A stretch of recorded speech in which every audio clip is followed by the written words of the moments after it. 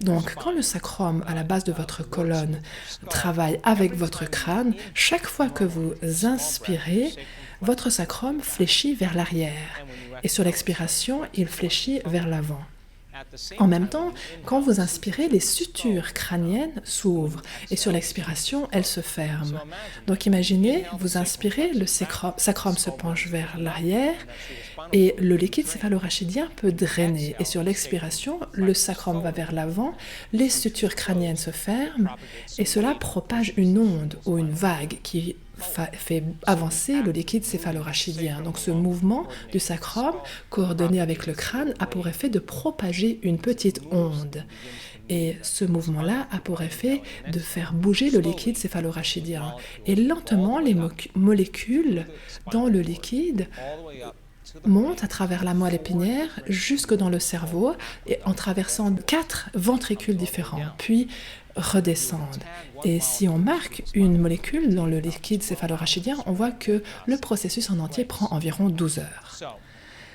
Donc, que se passerait-il si vous contractiez vos muscles internes, votre périnée, les muscles que vous utilisez pour les relations sexuelles et l'élimination, puis les muscles du bas-ventre et du ventre, en contractant ces muscles intérieurs, en verrouillant ces muscles associés aux 3 premiers centres, et si vous les serriez, ces muscles, l'action consistant à les serrer tout en inspirant a pour effet que le liquide céphalorachidien monte dans ce sens-là.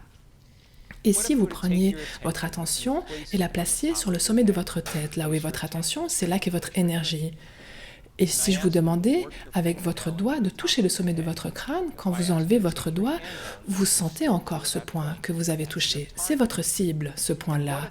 Et si vous associez une inspiration, une lente inspiration régulière avec l'intention d'extraire l'esprit du corps, et si vous inspiriez et simultanément, si vous contractiez ces muscles internes en suivant votre souffle depuis votre périnée à travers le bas-ventre, le ventre, la poitrine, la gorge, le cerveau, jusque tout en haut, et quand vous arrivez au sommet de votre tête, je vous demanderai de maintenir ces muscles contractés et de retenir votre souffle en ayant votre attention sur le sommet de votre tête. En inspirant et en contractant ces muscles internes, vous allez commencer à accélérer ce liquide céphalorachidien qui va remonter dans votre cerveau. Maintenant, le liquide céphalorachidien est constitué de protéines et de sels en solution. Si vous prenez une protéine et un sel et vous les mettez dans une solution, cela crée une charge. Donc le liquide céphalorachidien est fait de molécules chargées. Donc quand vous inspirez et contractez ces muscles et vous faites monter cette énergie dans votre cerveau, en accélérant le liquide céphalorachidien, si on prend une molécule chargée, je parle physique maintenant, et si on l'accélère, une molécule chargée, cela crée un champ invisible dans le mouvement de cette molécule, appelé un champ d'induction. Et si on accélère plusieurs molécules chargées, on crée un champ d'induction plus grand.